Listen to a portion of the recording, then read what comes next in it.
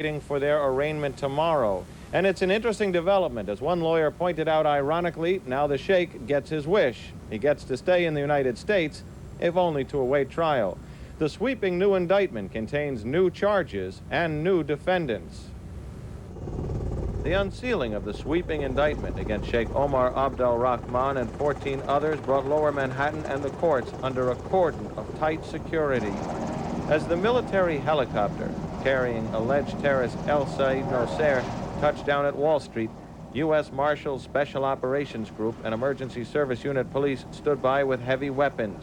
Nosser, wearing prison greens and a black bulletproof vest, was whisked away by the armed convoy to the Metropolitan Correctional Center where he'll await his arraignment. The new indictment allegedly ties the entire terrorist web together, putting Sheikh Rahman in the middle. Rahman allegedly discussed every move with the plotters. The alleged plot to murder Egyptian President Hosni Mubarak, the plot to blow up tunnels and bridges and government buildings around New York, the plot to kill FBI agents and take government employees hostage, allegedly to trade them for those being held in the World Trade Center bombing case. The indictment also depicts El Said Nosser as a leader. He's been indicted on federal charges for allegedly killing militant Jewish Rabbi Meir Kahane and plotting the murders of other Jews, along with an attack on the JDL training camp in upstate New York. Even the murder of the state court judge who sentenced him for gun possession after the Kahane shooting. With me now live outside the Metropolitan Correctional Center, the federal prison in Lower Manhattan, lawyer Barry Slotnick, who was Rabbi Meir Kahane's attorney. Your reaction to the sweeping new indictment and those charges? I think this indictment finally vindicates the fact that those that have been involved in this investigation from the beginning came forward with the idea that this was a major conspiracy, not a group of lone crazies. You read the indictment, not only is it charged the killing of Rabbi Kahane in a racketeering act, it involves the conspiracy to kill the judge that sentenced Nosser, a conspiracy to shoot up the JDL camp in upstate. It involves another conspiracy and another conspiracy and another conspiracy. This is the most dramatic indictment I've ever seen, and certainly it vindicates those that understood that this was a conspiracy par excellence and not a bunch of lone crazies. Okay, those suspects will be arraigned in federal court tomorrow. We will be there with full coverage. Reporting live from Lower Manhattan, John Miller, News 4 New York. All right, John, thank you very much. And now for reaction, we have News 4's Tiwa Chang live in Borough Park outside a mosque where the sheikh was taken into custody last month. Tiwa? That's right, Chuck. This, in fact, the El Sadiq Mosque is where Sheikh Rahman on July 2nd was arrested, turned himself over to federal authorities. It's also believed this is where he was hiding out while federal authorities were looking for him. So we thought this is where some of his closest followers in the U.S. might be. Predictably enough, they said they still believe in the sheikh, believe in his innocence, and they also expressed concern about how this indictment will impact on American Muslims. I went to all his lessons. I never heard him say bomb this, bomb that. You know, I went to all his lessons. I know better. Me neither. You know? I went to all his classes. I never heard him say anything, hurt this or bomb this or never. I'm telling you the truth. Well, whatever you hear out there or whatever you guys say, I don't believe it. How does it make you feel knowing that this happened? It's crazy. I was surprised. I didn't know. I thought he would be deported. That's all. And that would be that. But does it make you angry? No, not at all. I'm an American Muslim. I was born here. I'm Hispanic, by the way, but I'm a Muslim. The followers at this mosque say they do not know El Said Nosser. They said they can't comment on him because they don't know him at all. Because that's what they're telling us. Reporting live in Borough Park, Tiwa Chang, News 4, New York. Back to you, Chuck. All right, Tiwa, thank you very much. Now, the clock is ticking. Confusion is growing in the scramble to inspect every New York City public school for asbestos. And one superintendent so upset over conditions in his district that he is taking action on his own. Ralph Penz is live now at City Hall with more on this for us. Ralph? All right, Chuck, first let me tell you here that school officials are right now releasing a schedule of inspections for some 640 schools still to be checked. And they say that all those inspections they hope will be finished in the next 12 days because they expect to have 100 inspection teams in the field tomorrow morning. Meanwhile, however, local officials are saying the inspections are still a mass of confusion. It's really a joke what they did. Was there asbestos on the pipes? Yeah, there was asbestos on the pipes here. The superintendent of District 1 in Lower Manhattan. He's furious over what he sees as chaos in the asbestos cleanup. The fear is rising, he says, because of a mind-boggling failure to communicate. This is the kind of thing that is infuriating local school officials and frightening parents. They're told here at PS 34 there's an asbestos problem. Some people come in, they do something here, they walk out, they leave it. Nobody's told anything. Nobody knows if the asbestos is gone or even what this means. The local superintendent is furious. Do we know when the schools are going to inspect it? I don't know. Do we know whether schools are going to open? I don't know. Do we know whether I have asbestos in the schools? I don't know. That's unacceptable. Meantime, he took action at another of his schools a few blocks away. PS 61 down here on East 12th Street. There was supposed to be registration today, but the school is shut down. The school superintendent closed the place because construction is going on inside, and he doesn't know if there's an asbestos danger. And he doesn't think he'll be able to open the school by opening day, September 9th. They should work on it. Parents arriving to register their children got the shocking news. Oh, my God. I hope they fix it. The superintendent had telephoned ahead to allow us inside, but nervous workers barred the doors. Hey, how about letting us in? Can you let us in? I guess you want me to climb up by rope or what? I talked with one teacher who was inside. You've seen signs that say asbestos danger in the school? Yes, they were next to the 4th floor, next to my old room. Not a way to teach children, is it? It's pretty scary. The workers say that the construction work has been stopped and that they're lowering all of their paint and other materials that they've been told to clear out of PS 61. You hoping to see your teacher soon? Yeah. This is your school? Yeah. And you want to get in there, huh? Yeah. At this hour also, School Construction Authority Chief Barry Light is telling me that for the most part, low levels of asbestos is being found in the plaster, but nobody knows at what level asbestos is dangerous. Live at City Hall, this is Ralph Penza. Chuck? All right, Ralph, thank you. And some Brooklyn police officers stand accused tonight of being little more than thugs in uniform. The still unfolding story of corruption and drug shakedowns has the entire department worried, and Pablo Guzman explains for us. The story supposedly being told by a cop caught up in a drug and robbery ring busted last year, Danny Urell, is that he and other allegedly crooked cops at the 73rd Precinct split up their loot at an abandoned coffin factory they nicknamed the Morgue. The head of the commission investigating police corruption acknowledged that the former officer had turned against other cops. Judge, you do confirm that former officer Urell is cooperating with you and Yes. other authorities? Yes, I will confirm that fact. And you believe that his information is good? Well, we hope so. While there may be some police officers who misbehave, the vast majority of our officers, women and men, put their lives on the line every day for the rest of us. Urell, one of 6 cops busted as part of the Michael Dowd ring last year, has pled guilty. His lawyer, a former prosecutor, is angry over the leaks which have now burned his client. Whether what I read today is true or not, if I was in law enforcement, I'd want to know where those leaks came from. I find that shocking. Urell has reportedly implicated some 35 cops. He's allegedly told investigators that 2 women cops were not involved in the corruption because he allegedly said they could not be trusted. From Brooklyn, Pablo Guzman, News 4, New York. And the Mullen Commission will also investigate the source of the leaks to the media in this case. Los Angeles police are trying to unscramble the mystery that surrounds superstar Michael Jackson and charges he abused a 13-year-old boy. A Los Angeles judge signed an order barring the boy from seeing Michael.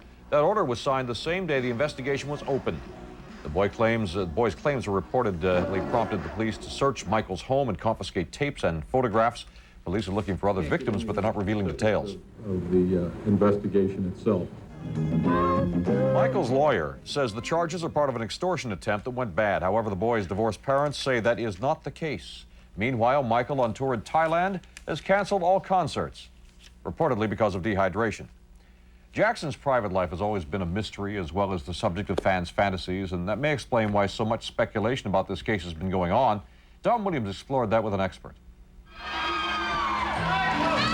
Michael Jackson's latest troubles ask some big questions. Is Michael Jackson paying yet another price for superstardom? Or is the illusion of Mr. Nice Guy being stripped away? Is it something we should have seen coming? Michael Jackson's life has been the focus of public scrutiny, from his music to his childhood, even the way he looks. Some say it was only a matter of time before we'd get around to his sex life. Michael Jackson has not come forward with a girlfriend, with any kind of lover, and since he doesn't discuss his sexuality, it leaves people with a lot of curiosity. Sari Locker is a human sexuality specialist. She conducted a survey where she looked at how pop celebrities influence people's sexuality. The celebrity who they would most like to act out the sex that she portrays is Madonna. Both men and women say they'd like to experiment with the variety of sexual positions and sexual lifestyles that Madonna's illustrated.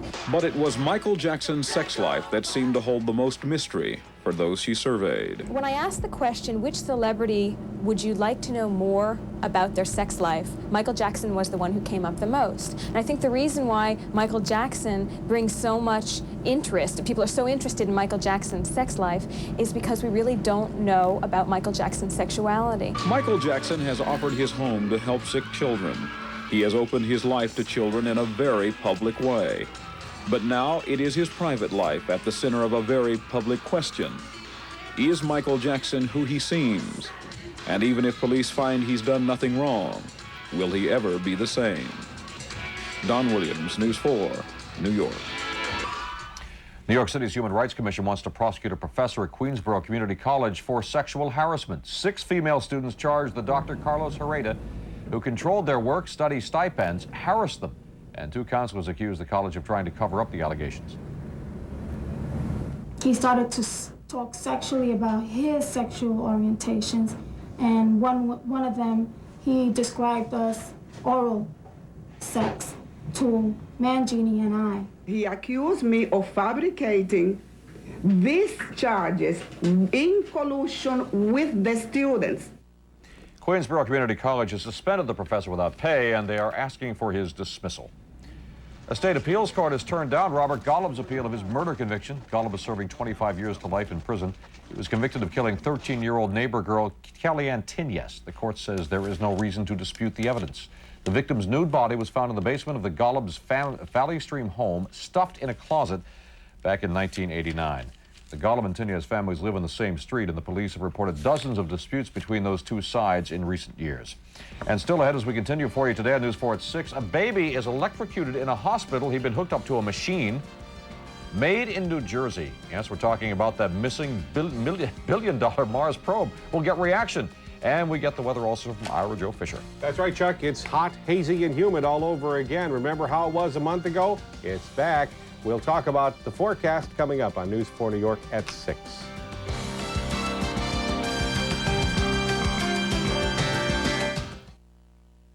We've just lowered the monthly. An Illinois couple was supposed to bring their newborn baby home from the hospital this week. Instead, they will bury him. A medical examiner says 12-day-old Stratton Veslakas was electrocuted while he was hooked up to a machine to monitor his breathing. The infant's parents are heartbroken over this death. This should never happen. How could they let something malfunction like this? They told us the baby had some little marks in his chest. So we took the shirt off, and it wasn't little marks. Those marks were burns. I mean, burns. The Connecticut-based company that made the machine says 4,000 are in use worldwide without incident. The company, the local medical examiner, and the hospital met late today. 2 teenagers are dead after what police say was a freak chain of events. Investigators tell us that 2 Lakeview teenagers dropped a bottle off an overpass in Merrick, Long Island, and when motorists and others went to find out who did it, the teens tried to elude them by walking along the tracks. It was a fatal mistake for Andre Henderson and Aaron Sicilian. The 2 were hit by a train and they were killed near the Merrick, Long Island Railroad station. So far this year, 11 people have been killed by Long Island Railroad trains. Somewhere in outer space is the flagship of a billion-dollar project to explore the planet Mars, but scientists still have no contact with the Mars Observer satellite.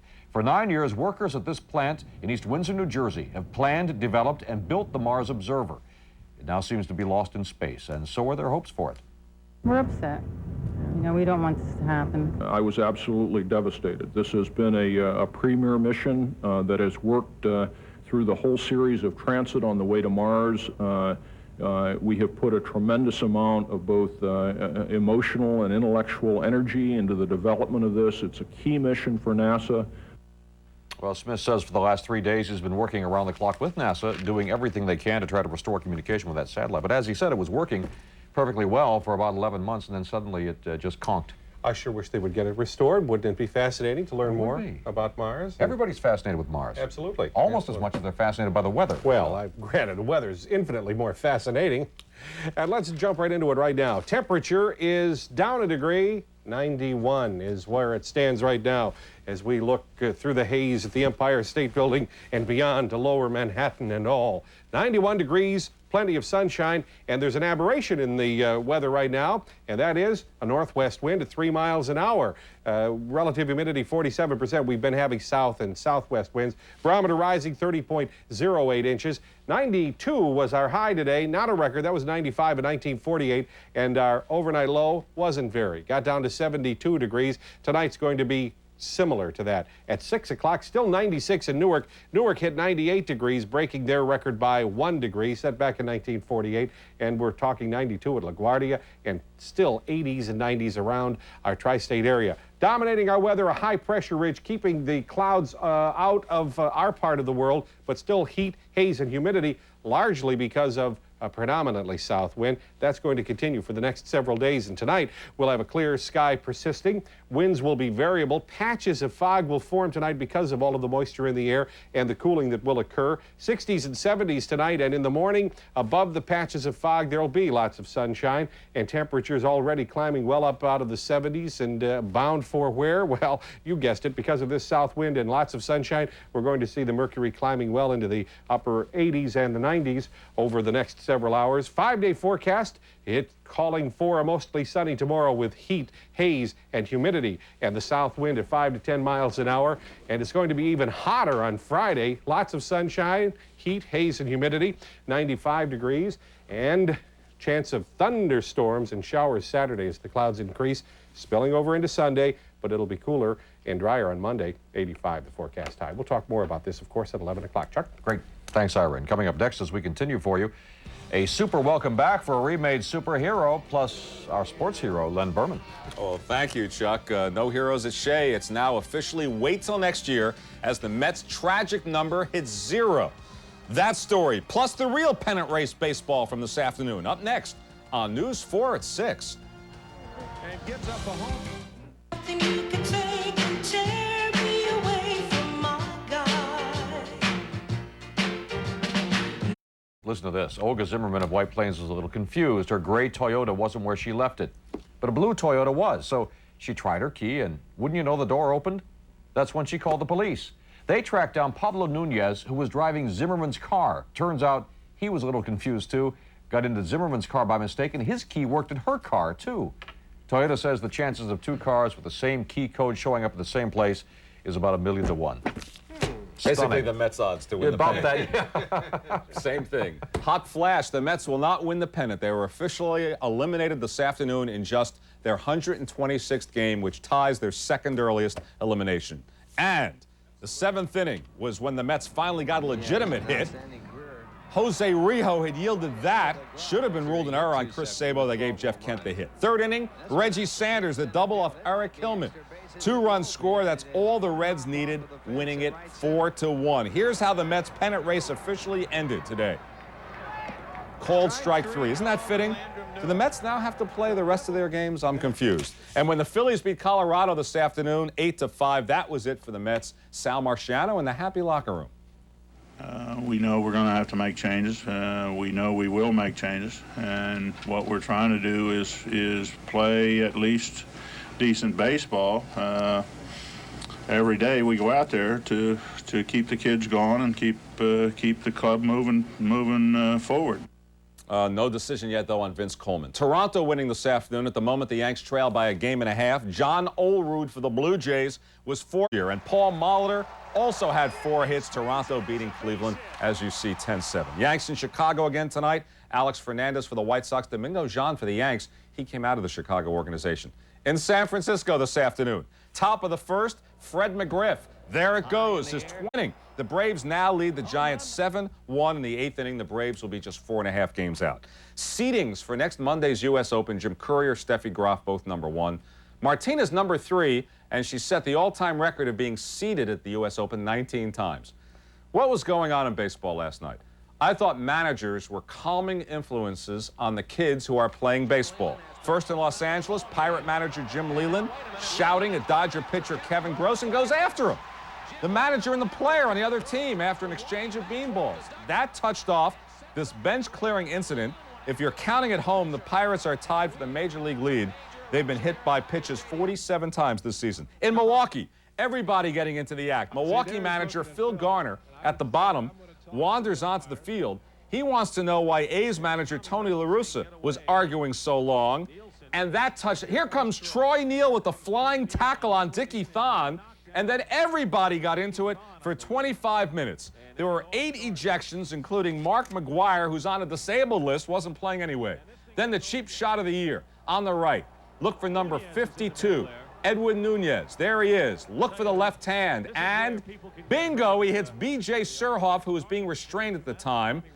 Surhoff was sent to the hospital for stitches. And before you say, sure, it's the heat of the pennant race, the 4 teams involved in those 2 brawls are a combined 76 games out of first place. That's sports. All right. Thanks, Lynn. Sue Simmons is up in the newsroom right now with a look at some of the stories we're working on for News 4 at 11 o'clock. Sue? Chuck, thank you. News 4 continues to work on the developing story of the criminal charges against Sheikh Omar Abdelrahman and El Sayed Nosair. Tonight we'll have the latest on the sweeping federal case and more reaction from those involved. Also, a follow-up to the story we first told you about last night. New York gay activist Brandon Fay talks from his hospital bed after being knifed in the back. Police say it was a possible bias attack. We'll have these stories and a lot more tonight at 11. Now, Tom Brokaw joins us with what's ahead on NBC Nightly News. Tom? Thank you, Sue. Tonight we'll have the highlights of the Reginald Denny trial out in Los Angeles. Also, there was a major Clinton administration decision today, economic sanctions against China. That's going to touch off a fair diplomatic dispute. And tonight on America Close-Up, we'll take a look at a program to build shelter for the homeless and to build lives as well for high school dropouts, to teach them some skills. All that and more when we come back here at 6:30 tonight on Channel 4. Chuck? All right, Tom, thank you. We'll see you then at 6:30. DC Comics killed off Superman last December, and guess what? Faster than a speeding bullet, Superman is back. The Kamikaze Bookstore in the Newport Center Mall held a party today celebrating Superman's return. All kinds of Superman enthusiasts were on hand. There were a few changes, though. Superman's now a man of the 90s. He has longer hair. And say goodbye to Lois Lane and that mild-mannered man. I think Clark Kent is gone. He's going to just be Superman all the time now. He'll be taking care of things a little more seriously, and he won't be the big Boy Scout that everybody says he was before. Well, the issue number 75, when Superman was killed off, is now worth, we are told, some $60. DC Comics says today's issue, number 82, will probably be worth even more. That might encourage sales, don't you think? I think it would I'd say that sales. if I was DC Comics. I'm delighted. I remember covering the wake and the funeral. I was devastated. It's I know. good to have Soup back. Yeah. Nice. You know, our weather is going to stay very hot, hazy, and humid for the next several days. It isn't known whether we're going to climb up and over 100 degrees as we did a month ago, but it's going to be very uncomfortable. We're going to hit the middle 90s for the next couple of days. Humidity also will be dangerously high. We'll talk more about it, of course, at 11 o'clock, but stay cool and stay tuned. All right. Thanks, Ira. That's our news for this evening. Stay tuned also now for Tom Brokaw with complete coverage of world and national events on NBC Nightly News. I'll see you again at 11 o'clock tonight with Sue Simmons. Have a good night.